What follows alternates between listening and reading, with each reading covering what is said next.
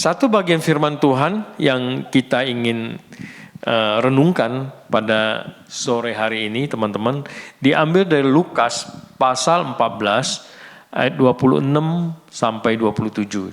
Jadi 2 ayat saja. Bisa disiapkan itu, teman-teman. Oke. Kalau sudah, kita baca pelan-pelan bersama-sama ya. Nggak ada di layar, tapi di HP kan ada kan. Lukas 14, 26, 27. Hitungan ketiga ya. 1, 2, 3. Jikalau seorang datang kepadaku dan ia tidak membenci bapaknya, ibunya, istrinya, anak-anaknya, saudara-saudaranya laki-laki atau perempuan, bahkan nyawanya sendiri, ia tidak dapat menjadi muridku. Barang siapa tidak memikul salibnya dan mengikut aku, ia tidak dapat menjadi muridku. Ya, ini 2 ayat ini penting sekali. Jadi nanti kita akan lihat 3 frase di sini ya. Kata membenci ya. Apa itu kata membenci itu? Kepada bapak, ibu, saudaranya laki-laki, perempuan, bahkan kepada dirinya sendiri. Dia tidak bisa jadi murid Tuhan. Kemudian frase satu lagi, harus memikul salib dan mengikut Tuhan. Ya. Jadi ada 3, saya ulangi. Yang pertama, dia harus membenci. Apa itu membenci? Nah, kita akan membahas. Membenci bapak, ibu, saudara laki, saudara perempuan, bahkan menyangkal dirinya sendiri. Ya. Kemudian yang terakhir kita akan bahas pikul salib. Nah, mari kita perhatikan yang kita baca ini dengan satu satu bagian yang sama dengan Lukas ini ada di dalam Matius 10:37. Saya akan bacakan buat kita. Barang siapa mengasihi bapa atau ibunya lebih daripadaku, ia tidak layak bagiku. Dan barang siapa mengasihi anaknya laki-laki atau perempuan lebih daripadaku, ia tidak layak bagiku. Jadi ini ayat paralelnya dari Lukas tadi ya, bahwa kata membenci itu kita lantas bisa pahami dari sini bahwa bukan benci dalam pemahaman kita marah kepada orang lain, kita tidak suka kepada orang lain ya, tetapi di sini ada sebuah tingkatan kalau kita perhatikan dari Matius tadi, bahwa ada kadar kasih yang berbeda ya. Jadi kadar kasih kepada orang tua itu harus lebih rendah. Kadar kasih kepada ibu, bapak, atau kepada saudara kita sekalipun, baik pria maupun laki, kadarnya harus lebih rendah. Bahkan diri kita sendiri kita kasihi harus kadarnya lebih rendah. Tidak setinggi harga, tidak setinggi tingkatan kita mengasihi Tuhan Yesus. Itu maksudnya ya, seperti itu. Nah, tidak layak mengikuti aku di bagian Matius dikatakan, tapi di bagian Lukas melengkapi. Tadi bagian Lukas yang benci dilengkapi terang benderang oleh Matius. Sekarang kata layak di Matius itu diterangkan benderang oleh Lukas. Maksudnya murid ya. Jadi kalau kita mengasihi Tuhan lebih daripada segala yang ada di dunia ini termasuk diri kita, maka satu syaratnya lulus. Kita boleh jadi murid Tuhan. Itu maksudnya ya. Nah, kita lihat kata murid sekarang. Kata murid ini kalau di dalam bahasa aslinya, perjanjian baru, dalam bahasa Yunani, itu dikatakan katanya matetais. Ya. Artinya apa? Matetais itu. Artinya di dalam bahasa Inggris adalah a learner ya. Jadi pembelajar ya. Dalam bahasa Indonesia, pelajar, pembelajar. Jadi murid, atau kata lain di dalam kita memakai pengikut, seperti itu ya. Jadi kita belajar kepada yang kita ikuti, yang seringkali kita sebut guru ya. Bukankah di dalam perjanjian baru juga Tuhan Yesus seringkali dipanggil sebagai guru ya? Karena memang dia guru, dia mengajar di bait Allah setiap kali. Dia mengajar kepada kelompok yang kecil, kelompok yang besar. Dia mengajar di padang, dia mengajar di danau, dia mengajar di bait Allah. Jadi itulah guru yang kita ikuti, yaitu Yesus Kristus. Berikutnya, satu pertanyaan, bahkan 2 atau 3 pertanyaan sore ini yang saya ingin lontarkan kepada kita semua. Kenapa harus menjadi murid? Menurut kalian apa? Senang gak sih kalian kalau menjadi murid Kristus? Halo? Hah? Serem? Oh senang, serem. Jadi murid Tuhan Yesus serem ya. Senang. Cuman barisan ini saja?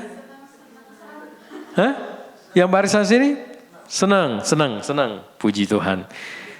Pertanyaan kedua, siapa yang sudah menjadi murid Kristus di antara kalian? Senang jadi murid? Apakah sudah jadi murid? Halo? Lambaikan tangannya, coba saya mau lihat. Ayo, jangan sungkan-sungkan. Cuman satu yang jadi murid Tuhan. Senang jadi murid Tuhan, tapi nggak ada yang jadi murid Tuhan Yesus. Gimana tuh? Nah ini nanti mana Kristo? Nggak datang. Nanti bikin seminar ya. Senang jadi murid tapi tidak mau jadi murid. Nah itu seminarin ya. Itu kenapa itu? Ya. Yang terakhir pertanyaan saya, siapa yang mau menjadi murid Kristus? Nah ini kalau tadi kan cuma satu orang, yang lain mau nggak jadi murid Kristus? Mau, tapi belum, baru 4, yang lain enggak. Yang enggak ada yang antara-antara ya, cuman mau apa tidak. Halo, mau apa tidak? Mau ya, oke. Mau kita lanjut, kalau enggak mau saya enggak lanjut. Karena ini bicara guru kita Kristus nih, Yesus Kristus. Dan kita sebagai murid. Iya. Ini ada gambar-gambar murid ya pakai mikroskop. Ini lidah orang Chinese susah memang, pelo-pelo kalau ngomong. Ada guru di sana ya di kelas. Nah, ada 3 hal yang saya catat di sini. Kenapa kita harus menjadi murid? Jadi yang belum jadi murid, ini pemahamannya supaya mau jadi murid itu ini. 1, ya, dididik meneladani Kristus. Ya, jadi kenapa? Kita itu harus menjadi murid Kristus. Karena kita memang harus dididik oleh guru itu. Kita harus belajar dari sang guru itu. Yang kedua, kita harus bersaksi. Tuhan Yesus bilang kamu harus jadi terang dan garam. Itu sudah konsekuensi kalau menjadi pengikutku, kalau menjadi muridku. Ya. Belajar sama aku, Tuhan Yesus bilang, dan kemudian kalian bersaksi.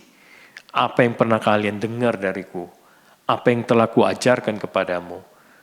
Ajarkan kepada orang yang cakap mengajar, kata Paulus kepada Timotius. Apa yang sudah kau dengarkan dariku, ajarkan kemudian. Artinya di sini ada terjadi apa? Terjadi pemuritan. Bahwa tadi kita berguru, kemudian kita mengajarkan kepada orang lain, kita menjadi guru. Di situ ada pelipat gandaan, ada pemuritan, ya. Kemudian yang terakhir alasannya adalah memurikan, yang tadi sudah kita ngomongin. Detailnya menjadi warisan, menjadi amanat agung sebelum Kristus naik ke surga. Di dalam Matius 28 ayat 19 sampai 20. Yang juga menjadi misi gereja kita. Ya, misi pelayanan kita di Pama, di Mika. Ya, ini misi tunggal sebagai murid. Tidak ada misi lain kita sebagai pengikut Kristus, yaitu kita memberitakan Injil, menjadikan seluruh bangsa, semua bangsa menjadi murid. Murid siapa? Murid Kristus. Ya, jadi apa yang menjadi warisan Tuhan kepada kita sebagai murid, konsekuensinya harus dikerjakan. Jangan bilang itu cuma tugasnya Pak Pendeta, Pak Galen. Tidak. Pak Galen oke, di mimbar, ya, di pertemuan-pertemuan IYF dan lain sebagainya tengah minggu. Tapi kita juga bisa lakukan hal yang serupa di luar sana. Di mimbar sekolah, kampus, atau dimanapun di dalam kita berkomunitas. Di tempat pekerjaan kita, di mana Tuhan tempatkan kita. Jangan lupa kewajiban itu sebagai murid. Bersaksi, memberitakan siapa? Kristus, ya, yang sudah mendamaikan manusia dengan Tuhan. Hanya satu-satunya jalan.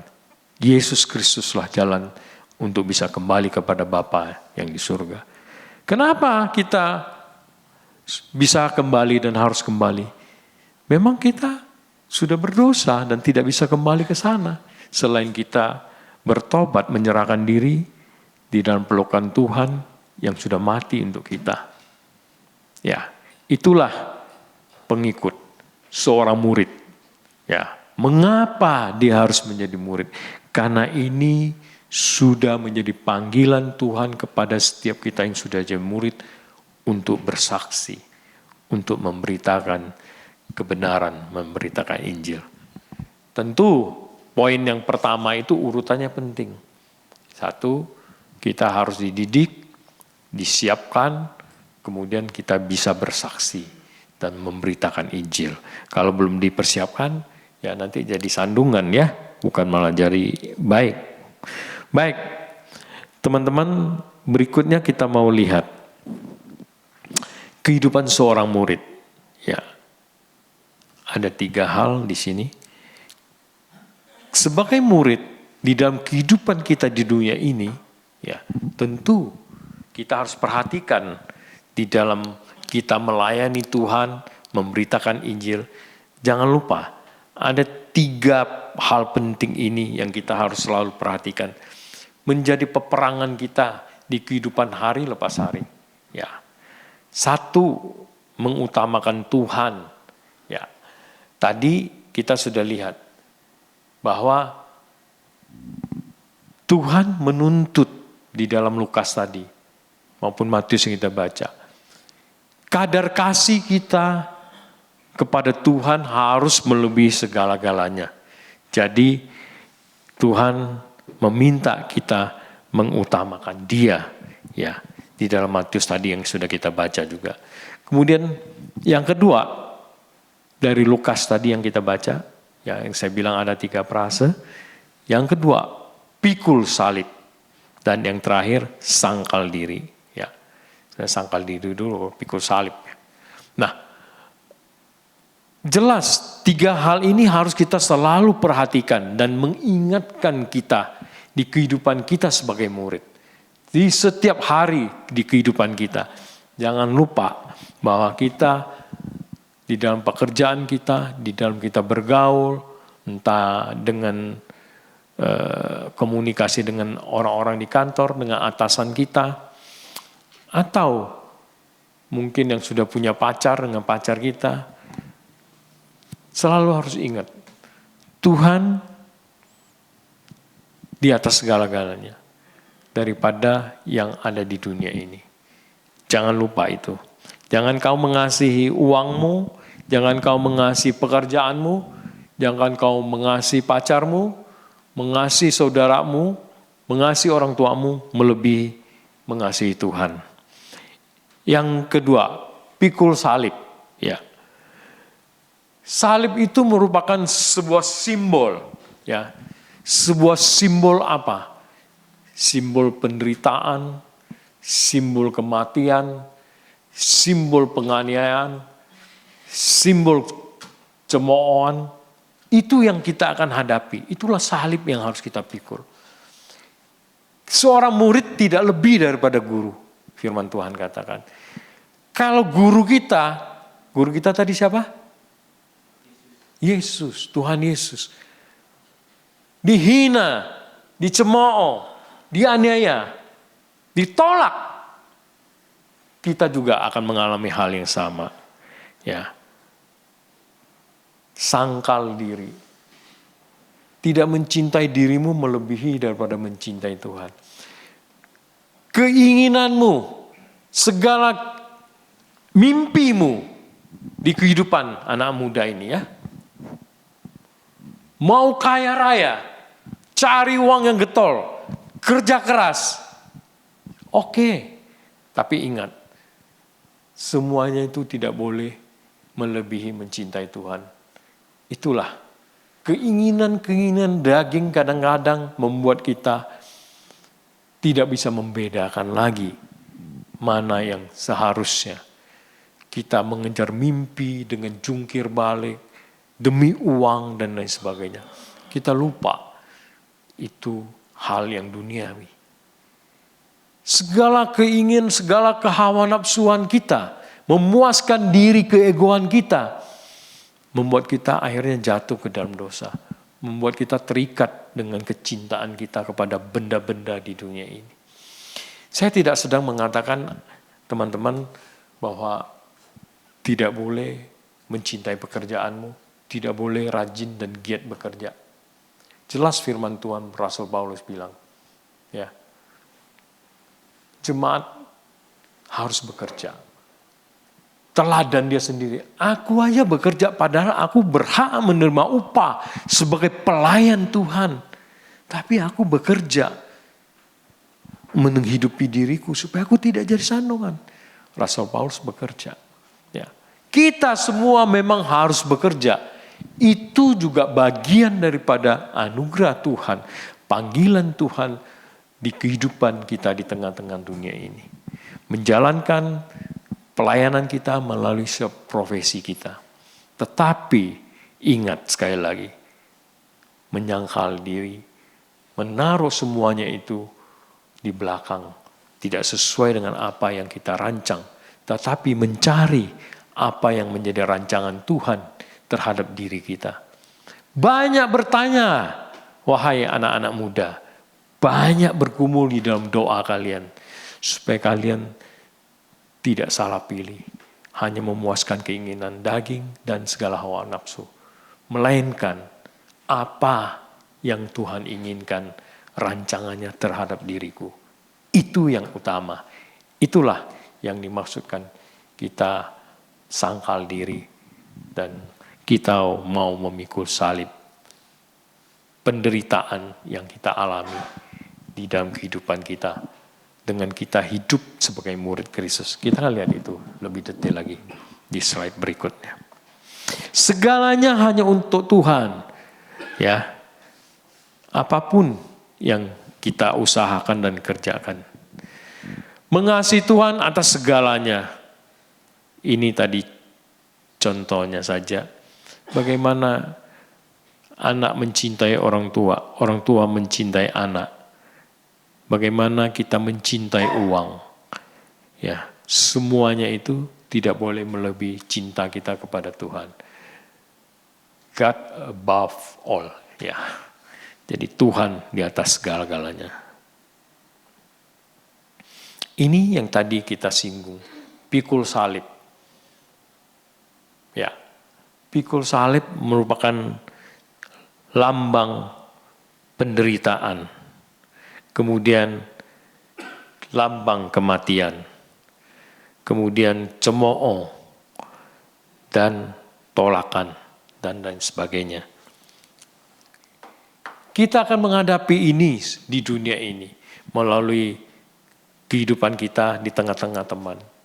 Mungkin Di antara kita sudah ada yang pernah diolok-olok di kelas barangkali.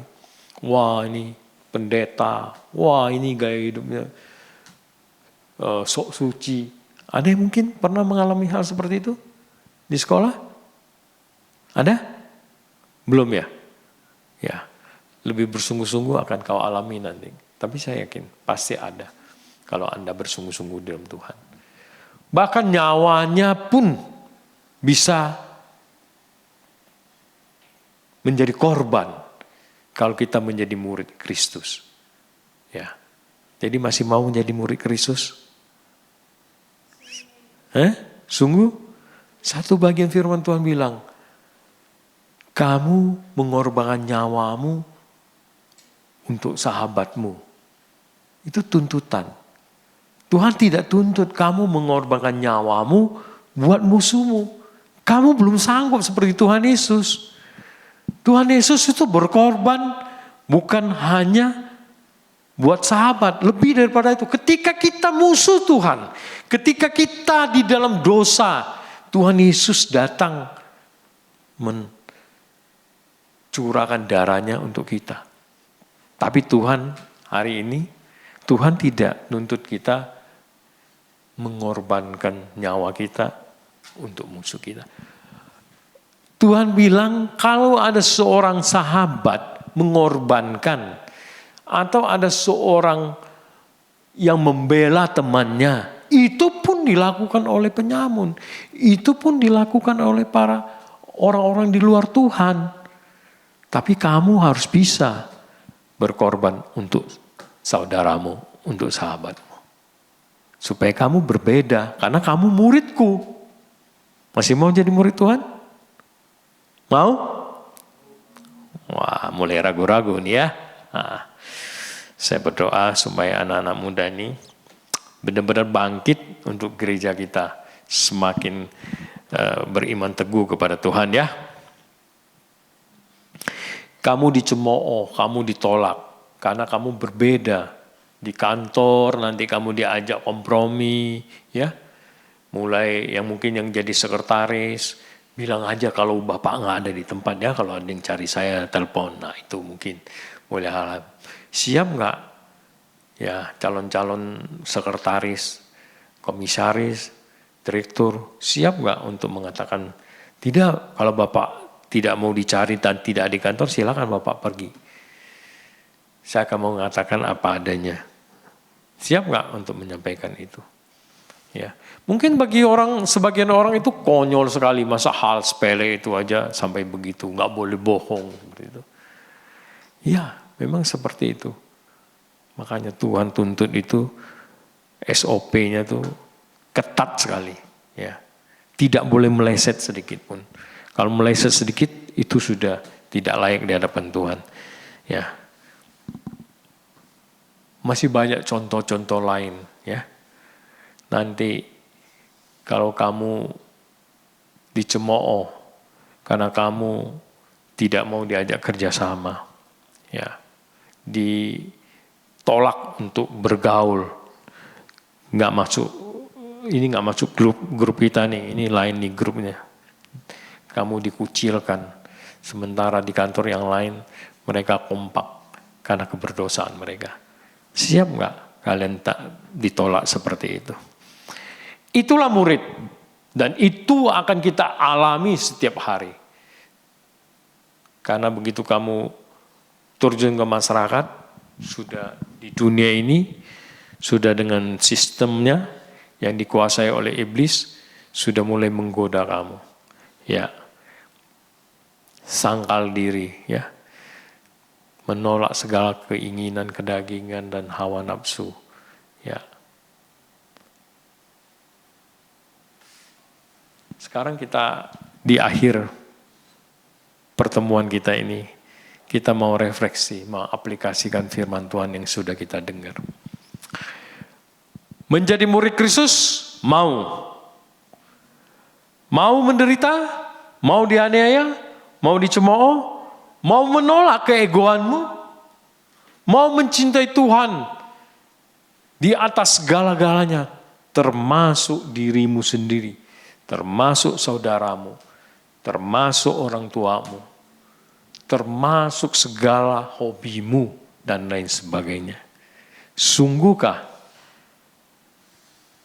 Atau kamu hanya menjadi pecundang, hanya mau menjadi penggembira di gereja? Senang karena hobinya main musik, senang karena cuman senang nyanyi, ikut padus, senang karena ketemu teman-teman setiap hari Minggu, atau kamu memang benar-benar mau menjadi seorang murid? Kalau mau seperti tadi, sebelum bersaksi, sebelum menginjili, mau dididik, masuklah di dalam pembinaan. Di gereja ada kelompok kecil. Yang belum kelompok kecil, pasti lirik kiri kanan. Ya udah, cepat-cepat ajak temanmu masuk kelompok kecil.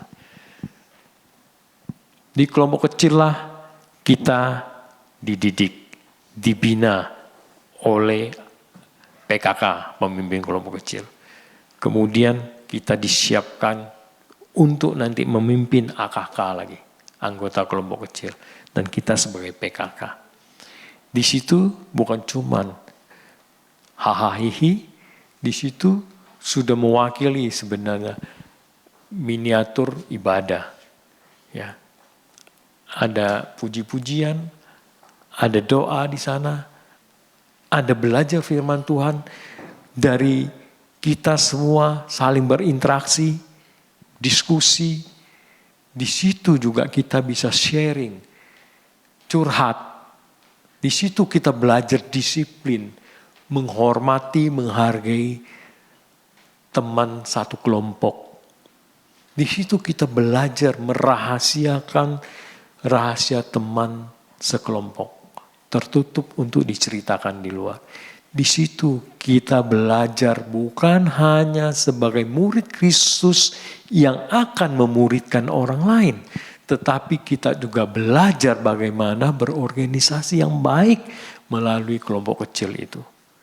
Bagaimana menjadi anggota, memberikan sumbangsi, pikiran, bagaimana gantian bicara, bagaimana suatu saat saya memimpin, bukan menjadi seorang yang one man show, tetapi saya hanya sebagai fasilitator untuk membimbing, untuk mengajak rekan lain berdiskusi,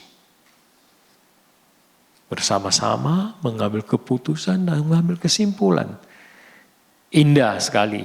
Oleh sebab itulah kelompok kecil seringkali disebut small is beautiful. Ya, meskipun kecil tapi indah. Di situ kita bisa menemukan juga nanti mentor kita. Ya. Kita harus setiap hari menyangkal diri, pikul salib. Dan tanpa ada persekutuan di anak-anak Tuhan, kita tidak kuat menghadapi dunia ini. Menghadapi manusia yang berbeda pandangan filosofinya dengan kita, itu pun sulit. Apalagi menghadapi si penipu tua itu. Iblis dan antek-anteknya. Ngomong kosong, tidak ada satupun di antara anak-anak Tuhan yang punya pendidikan teologi yang tinggi, yang jam terbangnya yang tinggi, bisa menghadapi tantangan hidup setiap hari. Ya, hidup ini setiap hari adalah peperangan, yaitu yang sering didengungkan oleh almarhum Om Bigman ya. Setiap hari kita berperang. Jangan lupa itu. Setiap hari pula kalian harus mempersiapkan diri. Baca firman Tuhan, renungkan firman Tuhan, mohon pertolongan Tuhan di dalam doa kalian. Untuk keluar dari rumah menghadapi peperangan. Firman Tuhan bilang, peperanganmu sesungguhnya bukan sama saudara seiman. Jadi jangan ribut-ribut di gereja, kita saudara seiman. Ya, peperangan kita adalah melawan penguasa-penguasa di angkasa ini, Rasul Paulus bilang dalam Kolose. Yaitu iblis dan antek-anteknya yang menguasai sistem dunia ini. Yang menawarkan hal-hal yang kedagingan, ya, menawarkan sesuatu yang menggiurkan bagi kita di kehidupan kita di bumi ini. Tapi ingat, sebagai murid Kristus, kalian pengikut Kristus tidak bisa bilang aku tidak murid Kristus. Ya, cuman ada dua pilihan. Kamu murid Kristus atau kamu bukan murid Kristus, hanya penggembira saja di gereja. Kalau kamu murid Kristus, kamu pasti akan mengalami setiap hari peperangan itu. Dan kamu perlu pertolongan Tuhan. Kamu perlu bimbingan. Kamu perlu persekutuan dengan saudara-saudara seiman. Makanya di gereja itu bukan tempat kita ribut-ribut satu sama lain. Itu saudara seiman kita. Saya terus mengingatkan diri saya setiap kali hari Minggu kalau saya mau ke gereja, saya berdoa. Saya ketemu saudara seiman, saya bisa nyatakan kasih saya. Dan saya belajar satu langkah lebih maju lagi. Adik-adik, teman-teman boleh ikut belajar. Apa yang ingin ku sampaikan dari mulut ini, motivasinya selalu harus kasih. Aku harus pikir dulu. Kalau aku mau mengatakan sesuatu, motivasinya bukan kasih, aku tidak akan ngomong. Itu peperangan aku sekarang. Ya, kiranya Tuhan menolong kita. Kita bangkit, kita ingat kita dia adalah murid Kristus yang perlu dibimbing dan dididik. Karena musuh kita ada si penipu tua itu, ya, si jahat itu dengan antek-anteknya.